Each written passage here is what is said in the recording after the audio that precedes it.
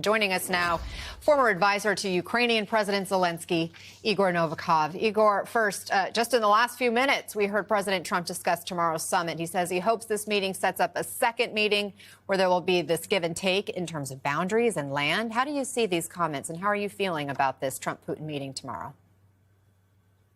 Well, hello, Anna. Well, President Trump's usually preparing the stage and preparing the deal he's about to make the way he thinks by basically using the carrot and the stick. So there's a lot of that information smokescreen flying around. I think what happens tomorrow, we're only going to know tomorrow. That's the way it works with President Trump. So I do have my expectations, but I think what happens tomorrow will only be determined by what happens tomorrow.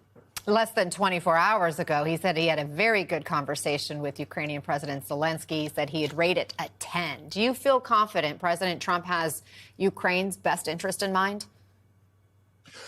Well, he doesn't at the same time. I think, he's more after his short-term ambitions here. He wants to end the war, and I applaud it because, if there's a possibility of peace, it needs to be explored because human lives are lost. That's on one hand. On the other hand, President Putin's going to be trying to exploit his short-term ambitions for his long-term goals. And that's the danger here because regardless of what happens in the war, regardless of when this war ends, the world will not be the same. Let me give you one quick example. I mean, you've seen the videos of FPV drones destroying tanks and everything. The war is going to end eventually. The drones are not going to go away. Now, every major city in the world has an international civilian airport. What are we going to do about those drones? So it's not going to be the world of yesteryear. It's going to be the world of tomorrow. And it's the lack of long-term thinking that worries me.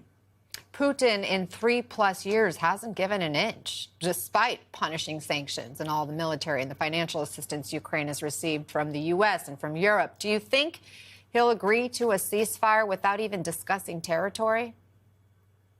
I don't think he will. I think he will pretend to agree, and then he's going to play delay tactics. But what worries me here more is not the fact that Putin's going to try and exploit Trump. I think what's more worrying here is that, China hasn't said its word yet. We still need to hear from India and all the other countries that despite the sanctions, despite, this bloody war going on for years, are actually making business with Russia. That's the danger here, because, they are the reason the sanctions are not working. If there is a second meeting that includes Zelensky, how significant would that be? And why does Zelensky think that would make a difference?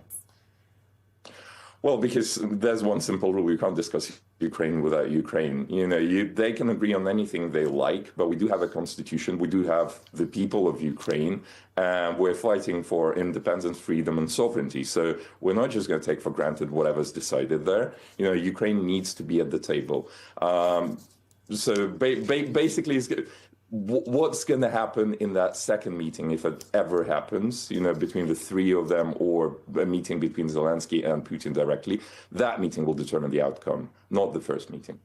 Igor Novikov, thank you so much. Always good to talk with you.